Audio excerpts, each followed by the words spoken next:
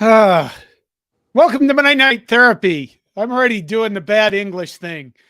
Todd is not with me tonight because he is traveling, and some guy's joining me named Andy, who writes for us on CornNation, and he does softball and other things. I mostly do other things and then softball, but not to Is that what disparage it is? softball. Well, there is news tonight. There is, it's Monday night in June 12th. My cousin Todd turned 61 years old today. I turned 61 years old on the 6th, D-Day. Let's see. Are you alive then? I'm 4 years away from Medicare, damn it. You're only 2 years older than me.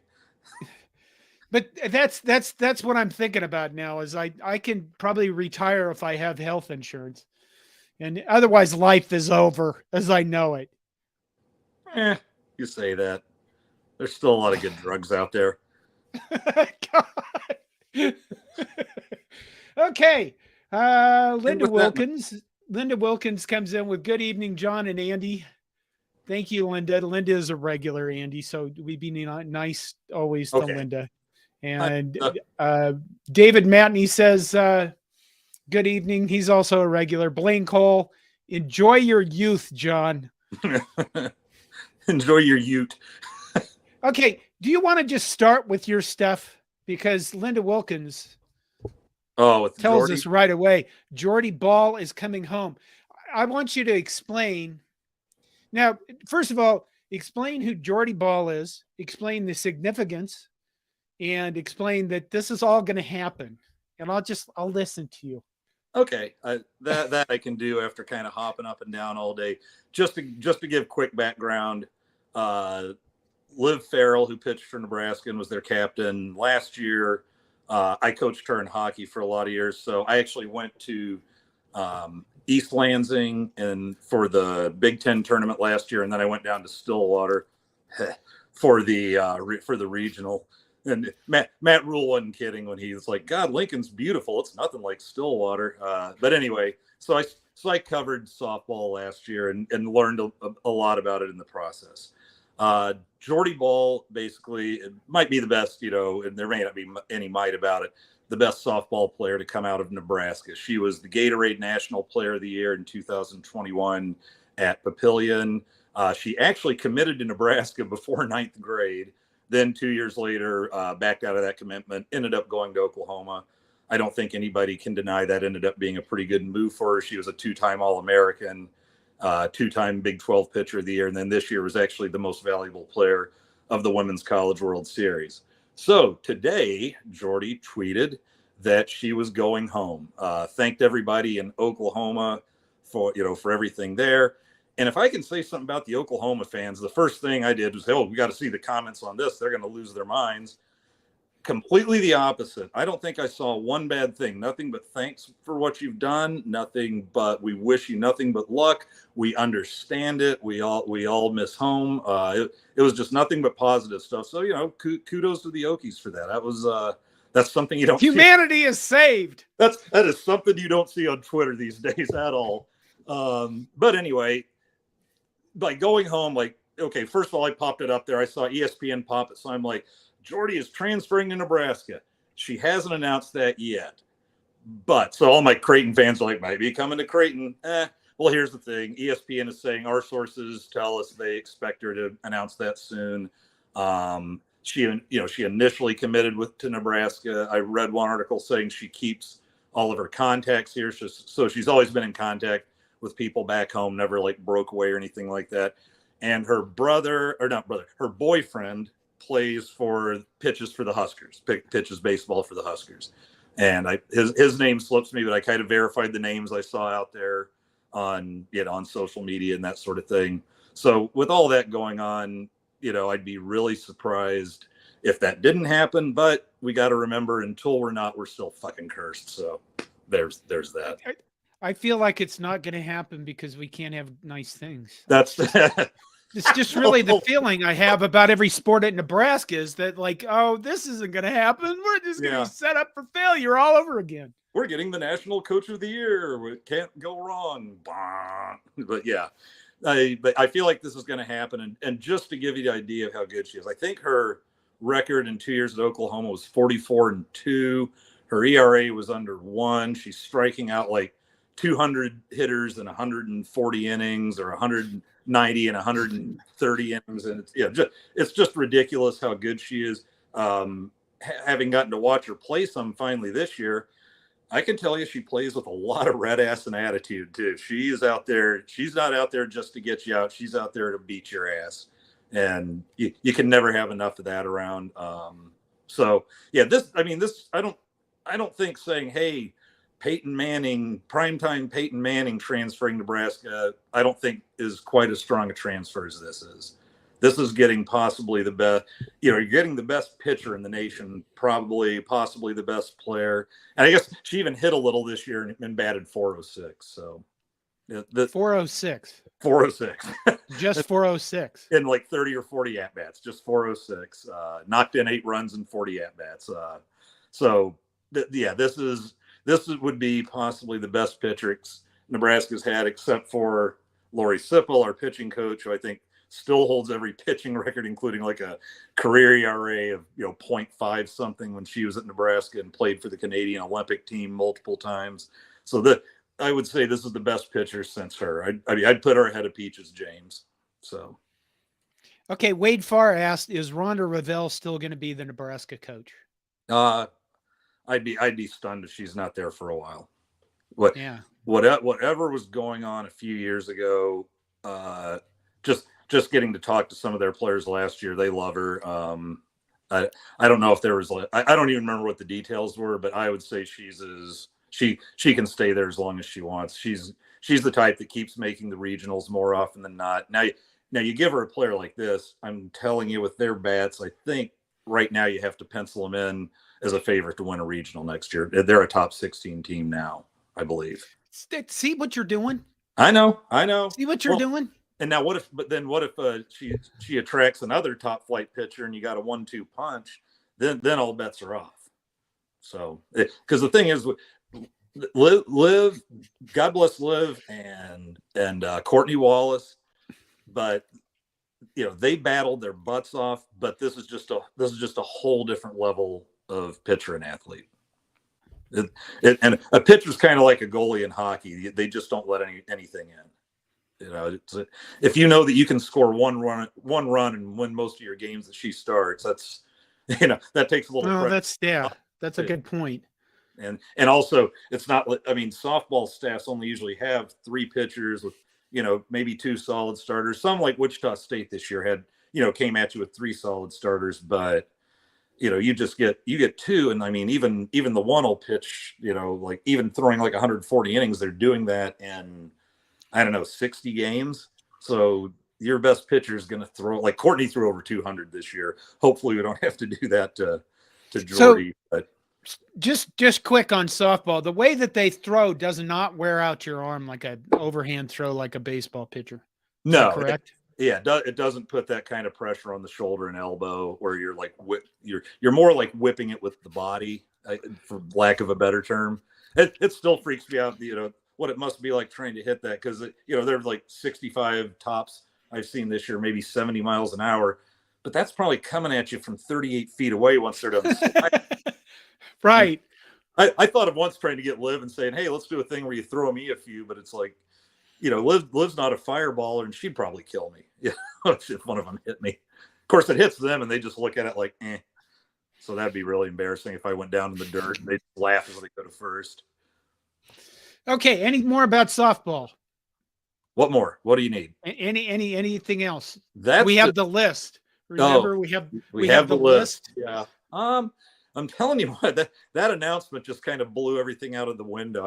I was just cross-eyed. What did Jill say? It's, boy, you'd think he'd be cussing a lot more in our Slack chat. It's like, well, I was doing it at work instead, I guess, which is probably worse. But no, it's like we've got good bats coming back. We have the starter who transferred, I think it was from Illinois State, Sarah Harness, and she'll be coming back. Courtney's finally done. And then you had oh God, I'm forgetting her last name, but she was going to be our third pitcher and then needed surgery on her glove hand at the end of February. So basically we just had 2 pitchers to go the rest of the way. And you could kind of see that at the regional. I think they were just Courtney especially was just getting a little worn down. She threw 8 wild pitches in one game, and that's not she has a little control issue here and there, but 8 in one game, that's a little bit insane. And I think that's just you're tired. There was good news last week. Some really good news. Yeah. Track and field. The women finished 8th in track and field, the highest since 2006.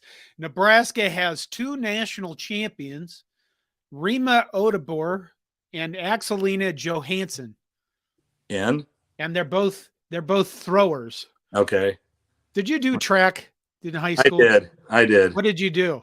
Boy, I started off doing like the 2 mile and the mile. And then I got a little bit of sense. By the time I was a senior, I was doing the 100 and the 400. And then I was always high jumping, maybe doing some long jump here and there. But even though it was the 400 that made me vomit. So, but at least it was over in under a minute. I did the 800 and the the mile relay, I think 2 mile relay. I don't know. I ran middle distance and I never threw anything. So I don't know a damn thing about what it's like to throw a shot put other than, the coach would scream at you, you're going to hurt yourself doing that, you idiot, Johnston. You've seen me, man. Do I look like any kind of a thrower? You throw down the beers. Well, yeah. Unfortunately, that's not yet an Olympic event, but I'm holding out. These are the first Husker women to win national championships since, oh my God, I should have pronounced this name before we started. Dace Rhule won the discus in 2006. I probably butchered that name. I think it's close. But anyway, we do have nice things. We just don't have them in really profile sports that help out our egos. Yeah. It's coming, though. We got to believe, right? Come on, man. I'm not ready to love again. You just need to get back into the Minnesota games. Oh, God, when August rolls around, I'm waiting. Okay, Can I do this? All right, we're going to get the football stuff in a little bit. Baseball, Jeff Christie, pitching coach Jeff Christie is out. He'd been with Will Bolt's program since 2019. Rob Childress, former pitching coach at Nebraska from 1998 to 2005, is in. Childress also coached at Texas A&M for a while. You go to baseball games, don't you? I went to one with you this year. Besides that, that was about it. I'll be honest. I kind of it's not like I was ever like, oh, I'm disgusted with Husker baseball, but it just kind of fell away a little the last few years. I'd check in now and then. That's why I'm glad we have Aaron around because I can bug him. What the hell? Linda Wilkins says, did you see the video where a female hammer thrower let it go right at the official and hit him in the chest? No, I did not. Christ. I don't know if I want to. Well, that sounds horrible. Was the funeral nice or what the hell? I mean, that thing's that's not like a slow pitch motion. How far away was he? It's like, good God. And why was he standing where he could be hit like that? I hope he was at least a little ways down the field, but and I hope he has a quick recovery. Yeah, getting his chest imploded. No, I didn't see that, but it sounds awful. It does. Linda, if you have a link, you can post it in the comments section. I think we're still learning this new platform. This is StreamYard. This is a new platform for us. Andy is brand new to this. And to be honest with you, just so you guys know, here's the deal. Between the Monday night shows and the Thursday night shows, I'm trying to work other people into this system with me because, to be honest with you, I don't know if when the football rolls around how good a job I'm going to do keeping up. Today is the 12th, and my Agivy, a monthly injection I take to get rid of the absolute horrifying pain in my brain, is wearing off. So I'll probably get more raw as this show goes on. That'd be a shame.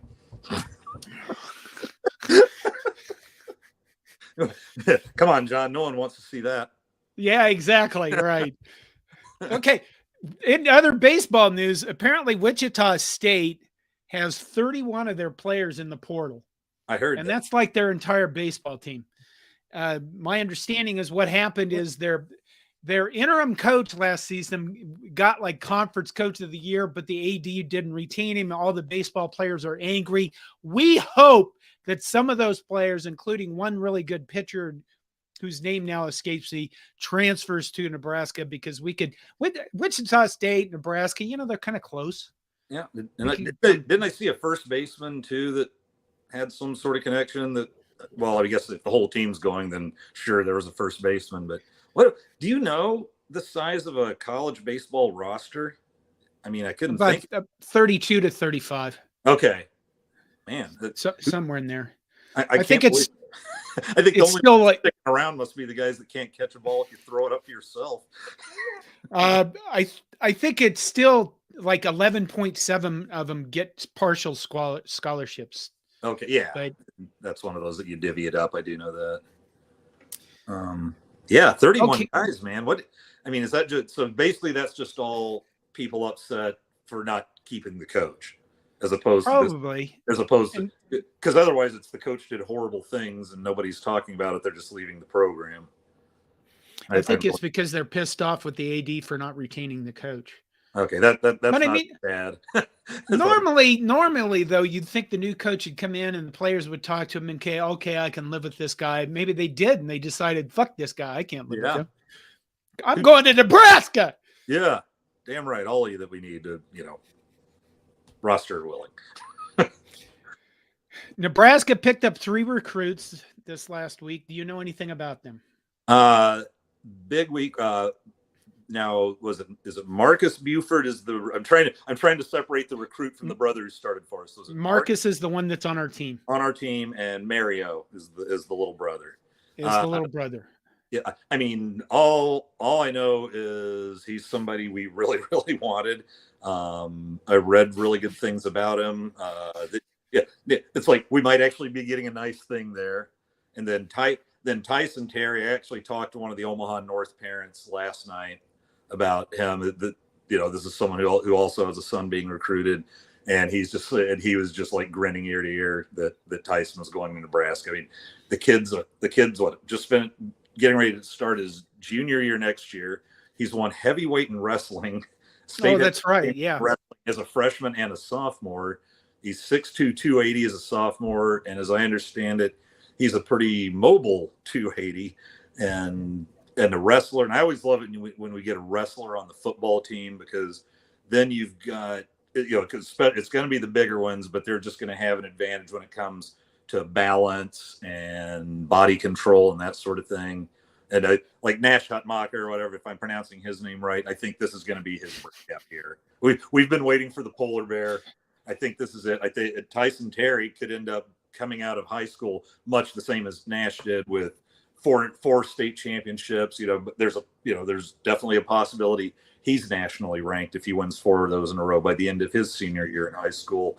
And I think he's one we better keep recruiting, because what I read was he had a lot more offers coming his way if he didn't commit to us. Just because he's what about the like WWE? Oh, well, brother, let me tell you one thing. We're really old. This mean Gene, don't you interrupt me, brother. No, that's what we got to see out of him, man. It's like if he can do it in front of the mic, he'll have the size and the ability. And who knows who the next Kurt Angle is, but why not Tyson Terry? But first, an All-American career at Nebraska. Like we said, John, let's not get ahead of ourselves here. And then we get a punter. Camden Koch. And did we decide Coke is the correct pronunciation? Yes, it's not cock, Andy. I did say that, but I was kidding. No, I thought it was Koch, but yeah, I think it's Coke. And God, really, Cock? He is the son of Sam Koch, not the son of Sam Cock. Yes, that would be a different guy. Well, the Ravens probably a stage name. if that was the pronunciation, the Ravens would have made him change it. Let's put it that way. But no, he's the one I literally know nothing about, except, if you're the son of a Nebraska and in career NFL, I mean, what did he punt? He had to punt in the NFL about 15, 20 years, didn't he? Dad? 16.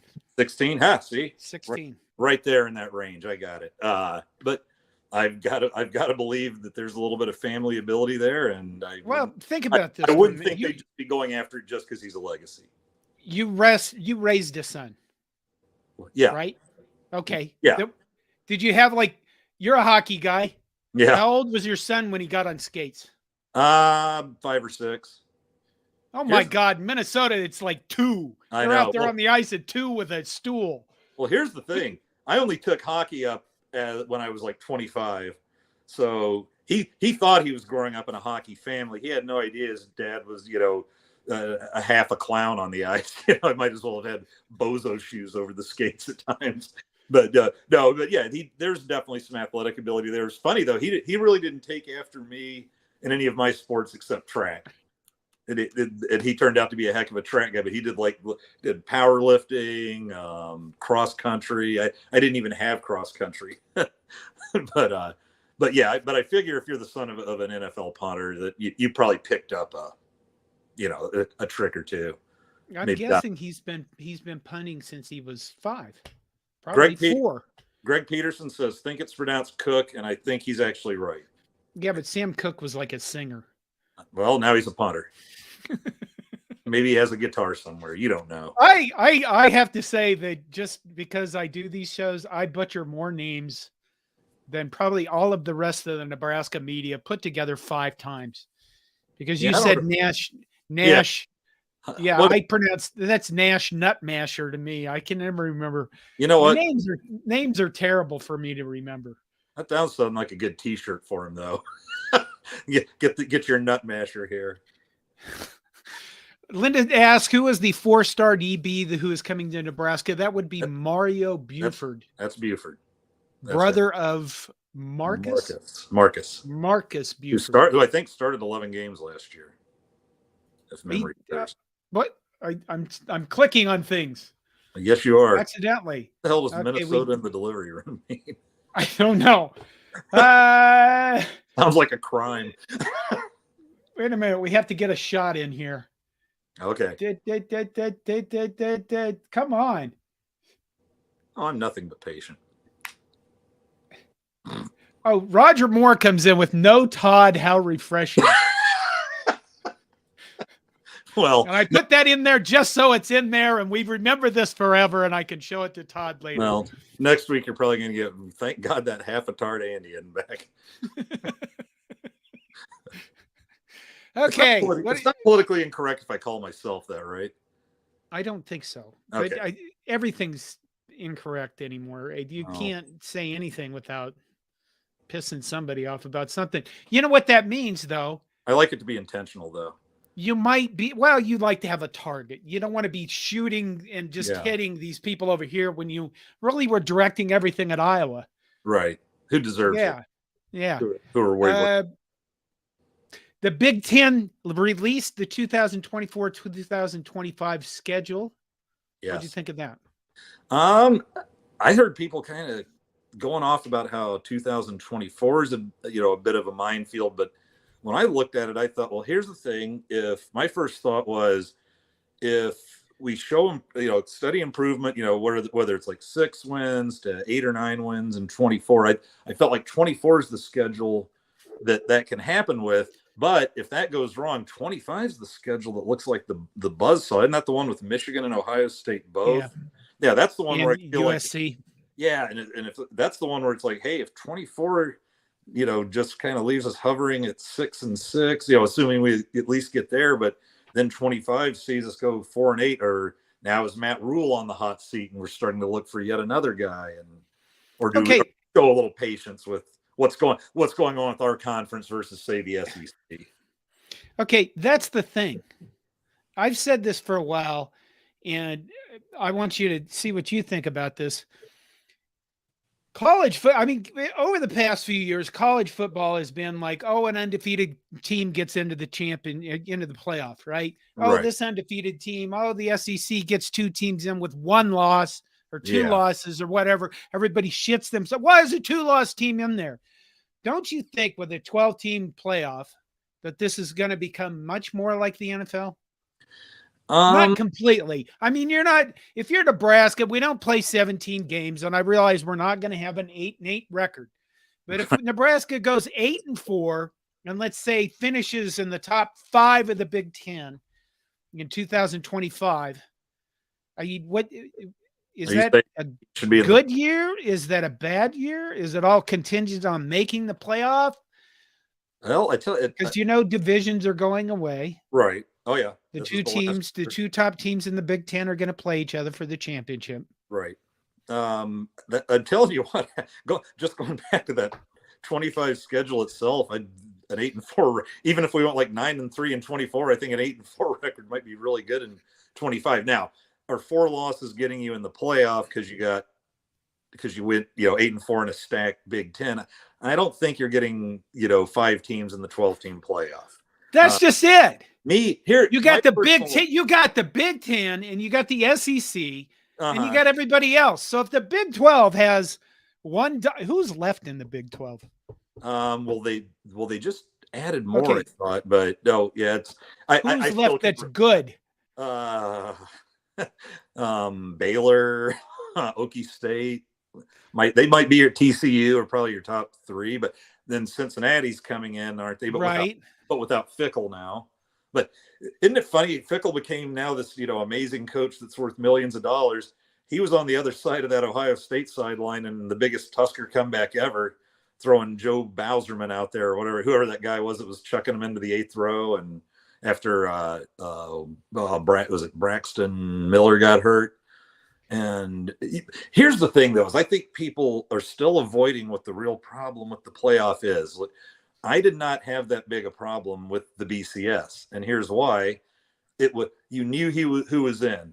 You didn't shut a door and let some people go in there and obviously make some decisions based more on money than on who really deserved to be there.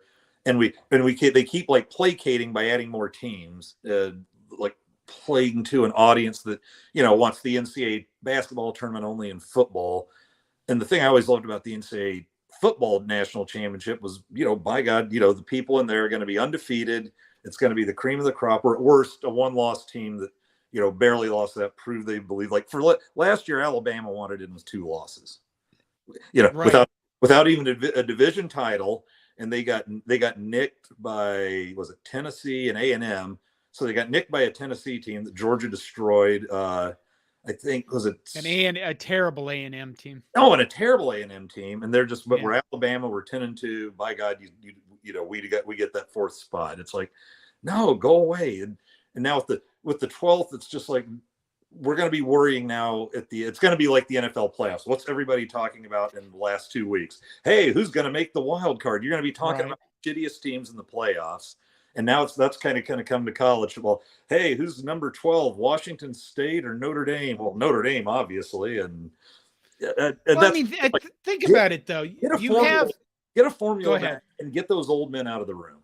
That's just going to piss everybody off in the end. And the thing the BCS did is they messed with that formula every year. It got better and better. But then when they couldn't pick exactly who they wanted, that's when let's get a bunch of freaking guys in a room. And I could go on with that. Here's the thing. Keep with that thought, because there's a bunch of, like Nicole Auerbach, I believe, from The Athletic. Yes. She's a national football writer. She's saying that she did an article, I think, for The Athletic that said strength of schedule has to be considered here. Right. Okay, well, if the Big Ten is playing just Big Ten teams and they're playing G5 teams for their non-conference, and the SEC is playing Citadel and Mercer, where are you going to get a strength of schedule that makes any sense of that? The NFL they're all even in the first place in the NFL. Oh my God, my hair's getting in the way. Oh, hold on. But I mean, the NFL they play everybody evenly. You know what I mean? Whereas you get It's okay. You look great. The one still stuck out. You don't look old at all. No, I just want those lovely white locks. I'm sorry. Did you have a train of thought there? Yes. The SEC is going to play the SEC. The Big Ten is going to play the Big Ten. There's going to be no out-of-conference games to make it possible for us to actually judge who's good. Right. Well, we look at the Big Ten and we'll say, well, the Big Ten, let's say the Big Ten has 6 good teams and they just beat the shit out of each other and cannibalize their conference. Yeah. And the SEC has 2 good teams and they rise to the top, but the rest of them is, poopy. Well, here's the bigger problem. You're going to get 4 or 5 SEC teams in, and you're going to get 2, maybe Big Ten teams in because they all have 4 losses or something. Right. How are they going to do that? How is this going to work? Well, you just hit on a problem that's been a problem for probably 8 or 9 years, but only popped up here and there. Now it's finally out there because the SEC is like, okay, we're finally getting called out because they've only been playing 8 conference games. And then they're maybe playing, one P5, but out there, playing the Citadel and God, poor Georgia State and Georgia Southern, and UAB and Citadel and all those little small schools that just pick up those paychecks and get the holy living shit kicked out of them. I mean, it must be, like Coco Beware versus Andre the Giant, just that big hand slap in the chest for 60 minutes. But here's the problem with the SEC is not only do they only play 8 conference games, don't do their best not to load up in those non-con games, but they never even leave the South for anything. Right. The only teams I can ever remember leaving the South was several years ago. I think when Bert was down at Arkansas, he actually went up to play Rutgers at Rutgers. And then LSU went up to play Wisconsin, but still had to be a neutral game. It wasn't at Madison. Right. Right. But that was extraordinary because they said those are the first 2 teams in the SEC to leave the South for a non-con game in like 15 years or something. And yet, the Big Ten tends to jump around a little. It's like, what are we doing? We're playing Colorado, Oklahoma, Tennessee. It's like, I think you can kiss that Tennessee game goodbye, by the way, or those Tennessee games. Right. Because here's the SEC probably on the cusp of going to 9 conference games, if not next year, then probably after that. Well, the last thing on earth, especially if we get any good, that Tennessee is going to want is a game with Nebraska at right. And I think Rhule will probably think the same way. Why are we breaking our backs and the SEC's down there farting around with cupcakes? And those 2 will probably get together. Yeah, we can just forget this one, can't we? And I see that one going away. But yeah, until you get both of them kind of on an even keel where you're playing the same number of conference games, and maybe at least throwing one Power 5 game that matters, and not Vanderbilt assholes and an actual winning Power 5 team. But that's where the SEC and the Big Ten, because right now they're just I think it's the Power 2, the pretty big 3, and then the G5 or whatever the hell they call the rest of them. Our Georgia guy, we have guys from other teams that come in here. A damn beast media comes in and said Georgia played at Notre Dame, Arizona State, Okie State. What the hell are you doing wearing that thing?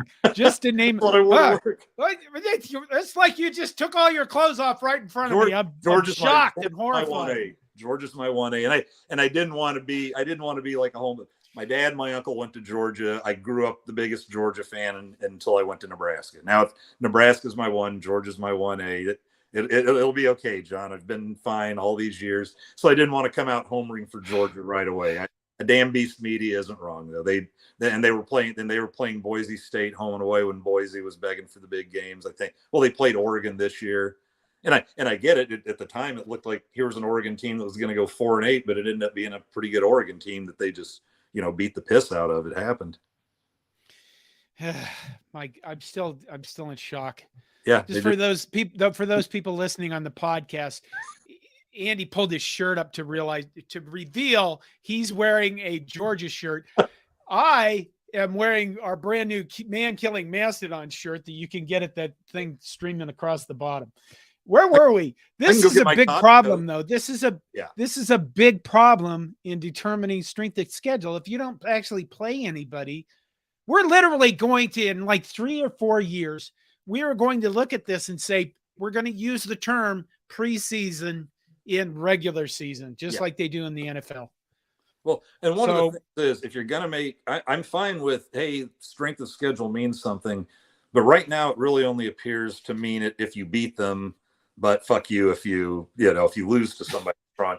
And so you should get credit for that. And I think, when they went to 4, and obviously it'll probably come into bigger play with 12, you'll probably get more credit if say, hey, we decided to go down and play Miami, lost by 2. And if you're 10-2, well, that's probably good enough then.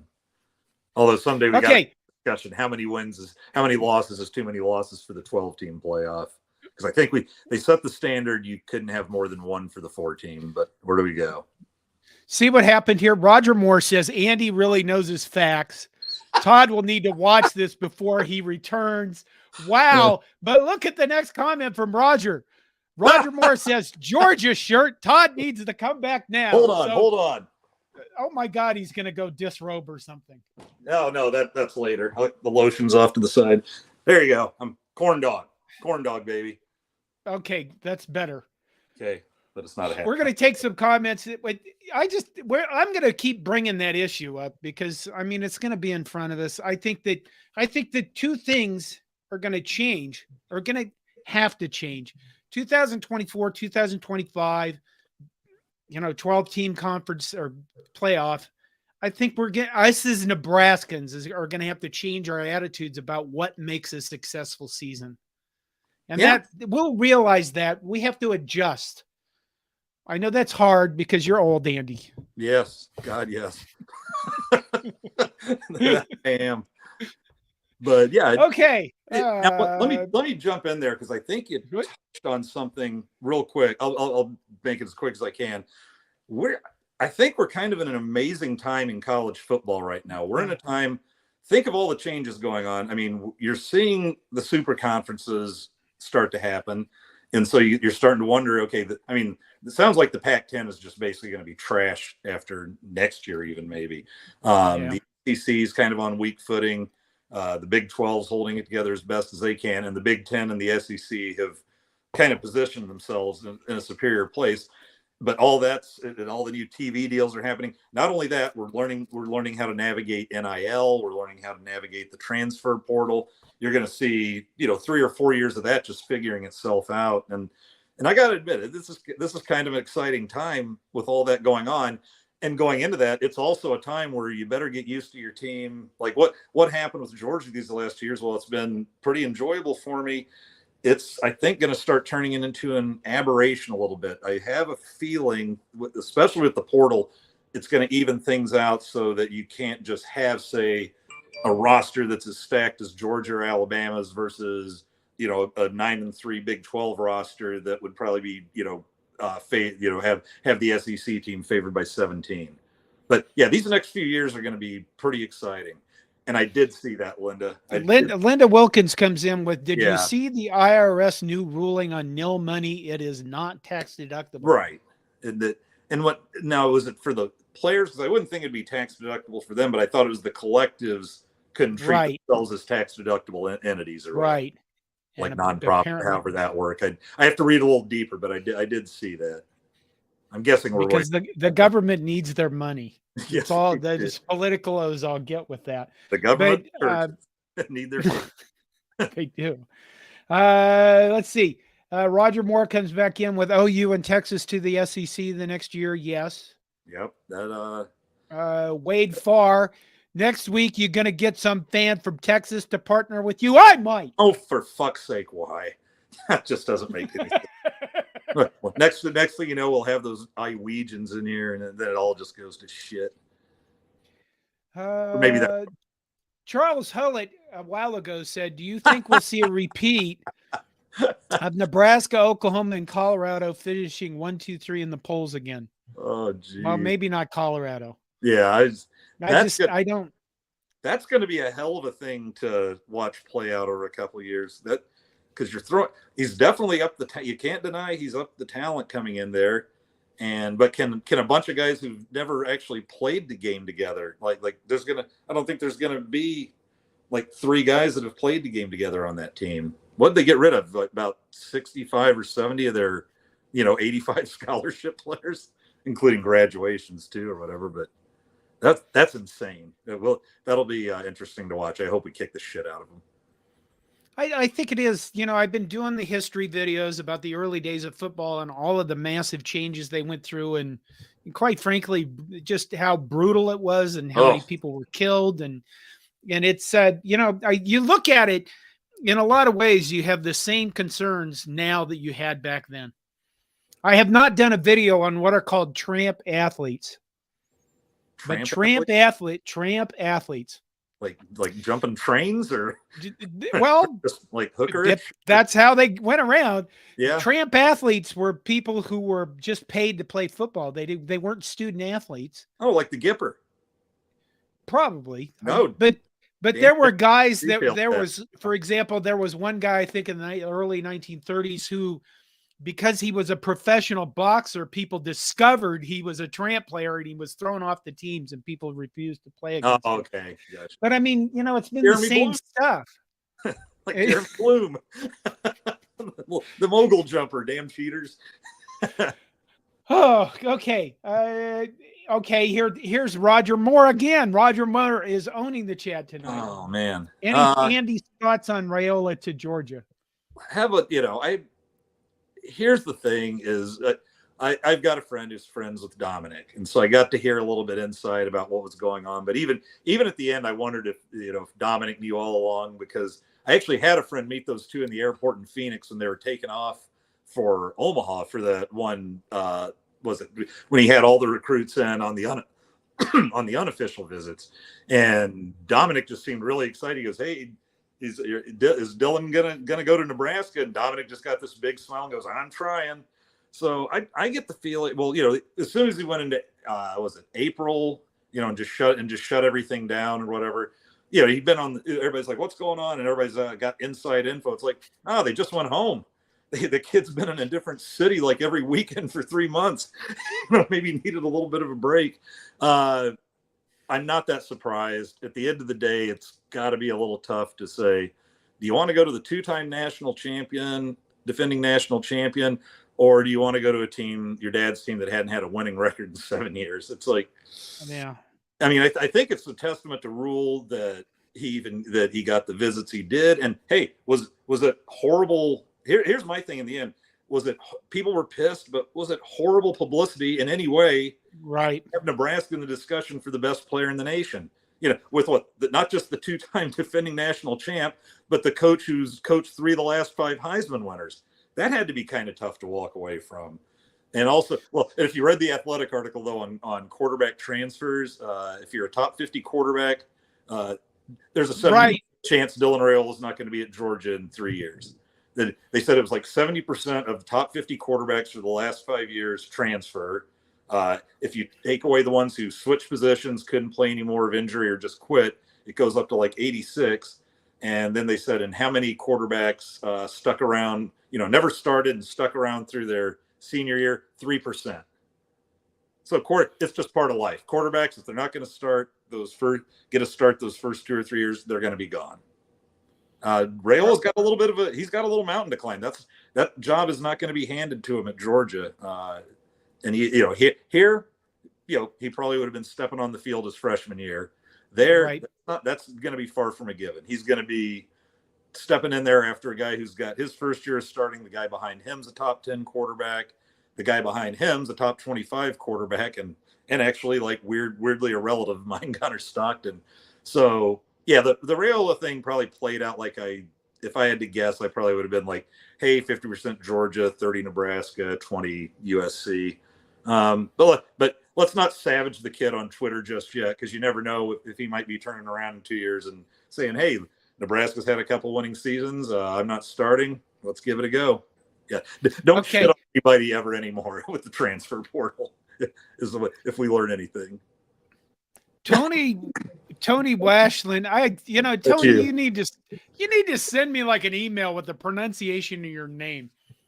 Tony W., who's a regular, says, John, do you think the Big Ten West is a slum? Do you know what he's referring to, Andy? I believe just how it was pretty much the shit half of the two conferences. Would I be close? No. Is there an actual reason for it? There is an actual reason for it. Fire. This is a tweet that let me get the comment off there. Well, I saw that one. Yeah. I saw the slumming comment a few days ago. Yeah, but it's turned into something giant. Oh, okay. So just so people know, this is a tweet that the World Herald sent out, and it included the line. It's an article by Tom Chattel. Yeah, and it says it says Michigan, UCLA, USC, and Ohio State all on tap in conference 2025. This is the world the Huskers live in now. It beats slumming in the Big Ten West. Bring it on. And it did not go, it did not go over well on Twitter. You think? Scott, what? Wait a minute. That's not it. Scott Docterman, who I actually had on the show a few weeks ago to talk about Iowa, responded with this. Talk about slumming. Yeah. The 3 most recent Big Ten additions since 2017.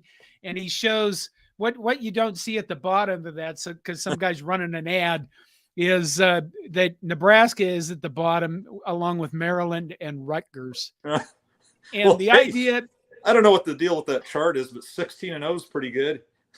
I don't know what the hell. I get that's the total wins, but yeah, I'll take 16-0.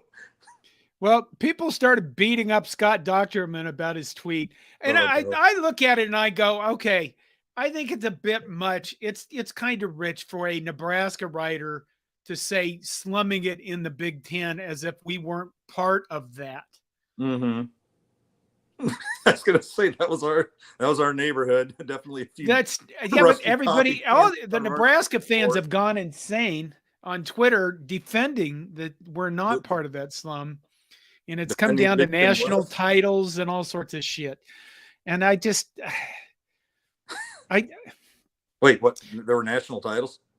Well, it's evolved into us comparing national titles, which is what we all do. You know. And then Scott Docterman also put up another tweet showing what the Big Ten national titles look like. And of course, you have Michigan with these titles in 1901, 1902, 1903, 1904. There was no determination that those were national titles. They just claim them. Yeah. Nebraska can claim a bunch too, but I don't know. It just seems cheap.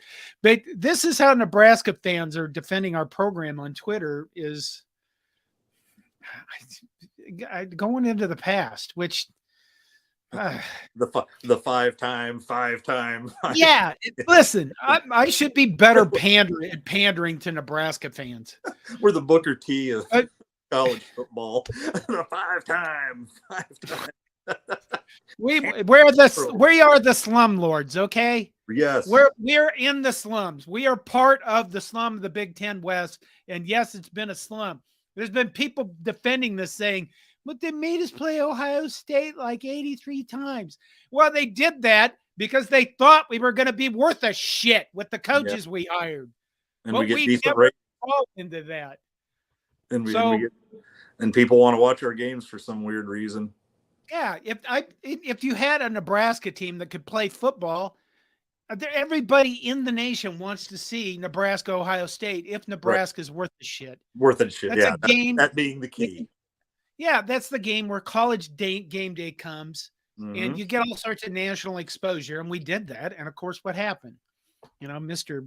fucking guy we fired blew that in the turf. But but you're not bitter. That's the important thing. You've gotten over it. Yeah. I'm not ready to love again. It doesn't bother you anymore. Namaste. Okay. So this whole thing on Twitter turned into Slumgate. Oh God. And Tom Fornelli joined in with this Nebraska versus the Big Ten West since the formation of the division in 2014. I mean, 2-7 against Iowa, 0-8 against Wisconsin, Minnesota 3-6. Wait. Oh, since the big. I thought. Yeah, I was like, wait, we beat Wisconsin once, but yeah, that was Taylor Martinez in the red uniforms. So I mean, we've been part of the slum. I think I saw something where Damon Benning and whoever guy he's with was trying to like dance around this and explain it like we're not, did the rest of the Big Ten West suck too? Yeah, a lot of them sucked. We're part of the suck, so I don't think we should go around. We were 2-7 against Iowa. We were getting beat by the suck. Yeah, exactly. And yeah, that one hurts me even more than 0-8 against Wisconsin. By the way, 2-7 against Iowa. Oh God, we're right next to them. You know, there's just no escaping it. We've got one gal that comes in our bar, and she's a big Iowa fan. And she's a loud Iowa fan, and she makes I don't want to imitate him. She makes really shrieky, yelly, high pitched noises. It's like a raccoon got caught in the can and somebody shot it with a pellet gun or something, and or something. And she does that shit. And the first time she did it was Frost's first game against Iowa. One of the many close losses into the game losses, and just started doing that shrieking noise. And then people started making fun of her shrieking. And she got mad about people making fun of her shrieking, which just made her shriek more. So there was just no escaping it. So as if I was not bad enough now, I have PTSD over this shrieking noise that would go on during those games. So yeah, it was just when you thought you couldn't find another reason to hate those assholes, then that comes into your life.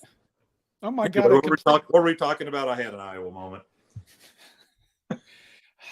Roger Moore comes in with I miss Todd. Wow. Thank you.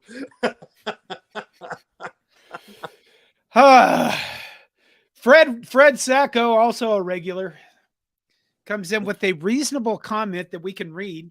Yeah. The Big Ten West has been trash forever. Such a wasted opportunity.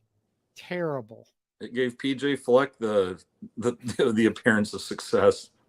Well, the thing is, he's right. I mean, think about it. We have been in the Big Ten West since 2014, and we couldn't fucking hire coaches that could win in the shittiest big division in football.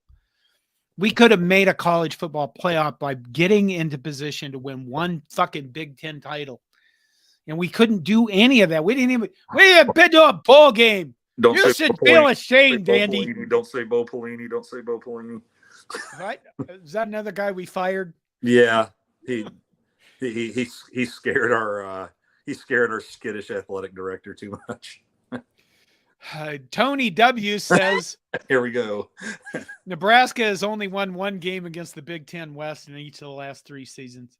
Yeah, that is true. I mean, oh my God, that's sad. That's sad. Yeah. Wow. Because who did we beat this year? Rutgers, Indiana, and then I think our Iowa we beat. That was Iowa. We beat. That was our Big Ten West win, I think, wasn't it? Because we went 4-8, and we beat North Dakota. We beat Did we play Northwestern? We played Northwest. Yeah. Northwestern. Yeah. Oh yeah. I don't know. You just socked that away. I went home and played with the dog for 4 hours after that one. I didn't even want to deal with it. But no, I think our early wins were North Dakota, Rutgers, Indiana, and Iowa. So we have one win against the Big Ten West. Like us. Oh wow! Is this the part of the show where we're supposed to start getting depressed? No. Here's the thing. Do you know what's? I'm going to use this many times. I use it actually as a personal, keep myself going thing. Do you know what Stockdale's paradox is? No. Explain it. Okay. In the comments, tell me if you know what Stockdale's paradox is. And I am going to make sure I get this name right. It's not that admiral who is yes, Perot's running mate. Is that who it's based on? Yeah. Oh, cool. So I'm at least in the right direction. Yeah. I keep screwing up. James Stockdale. All right. Let me adjust my hair. Okay. Here's the thing. Admiral James Stockdale, and he was right. He was Ross Perot's running mate in 1984, 1988, something like that. Something like that. Okay.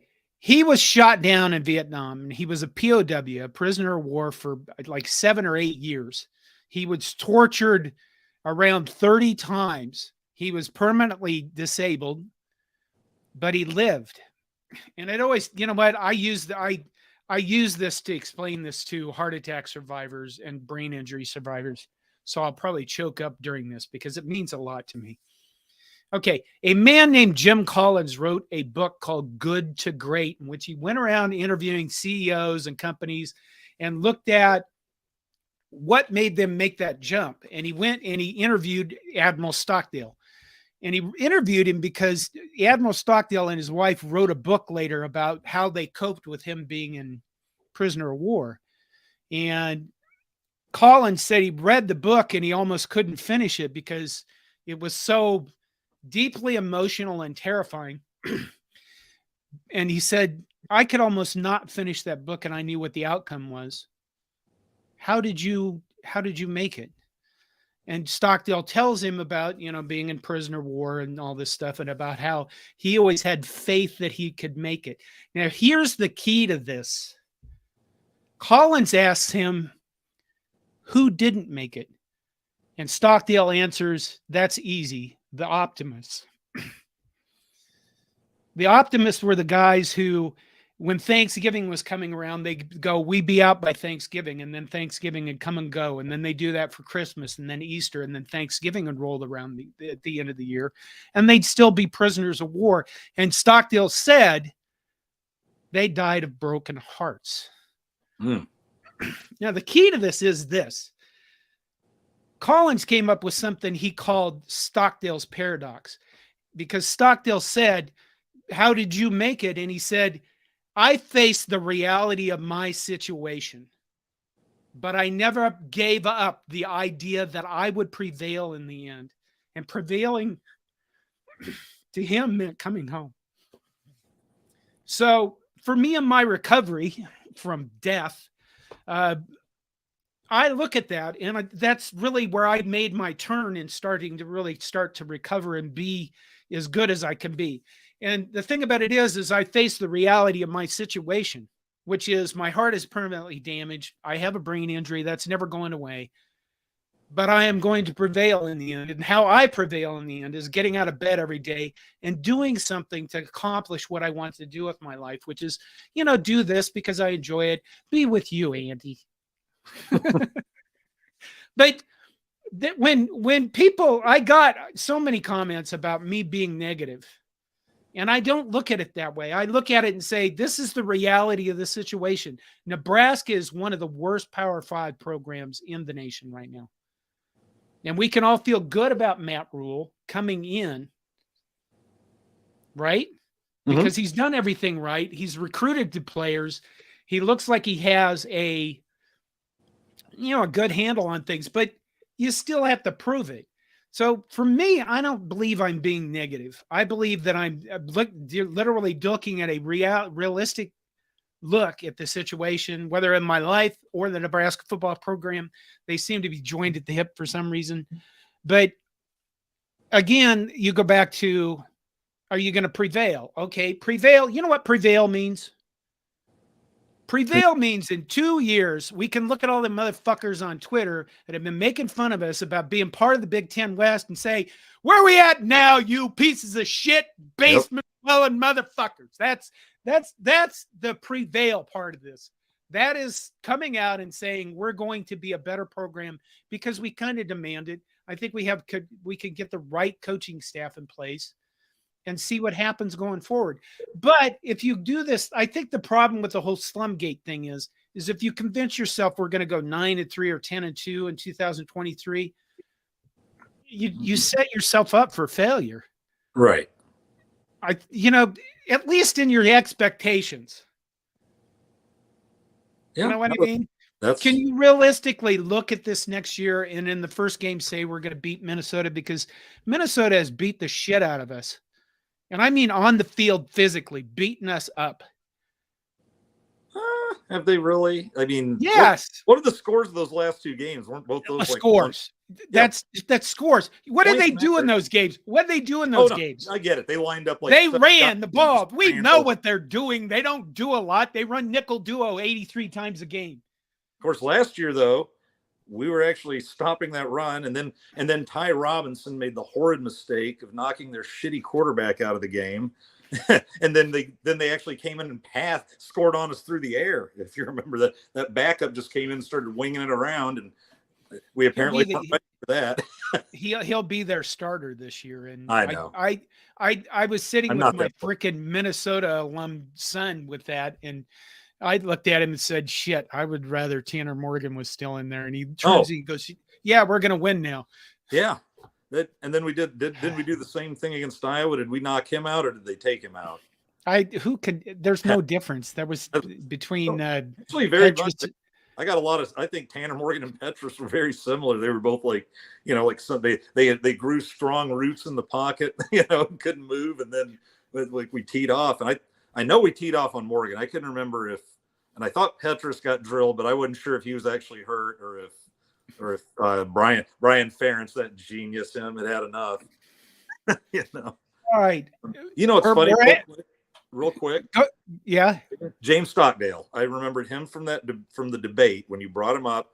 And I always remembered that, and thank God there wasn't like a social media Twitter going on when this happened. Right. Remember his hearing aid kept falling out. And I was just thinking, oh man, poor guy, that's what I was just saying. That kind of sucks having to do that, with the eyes of a nation watching you. But I didn't really think that much of it. But apparently a lot of people were just making fun of it. Oh, he's got some doddering old fool. Can't.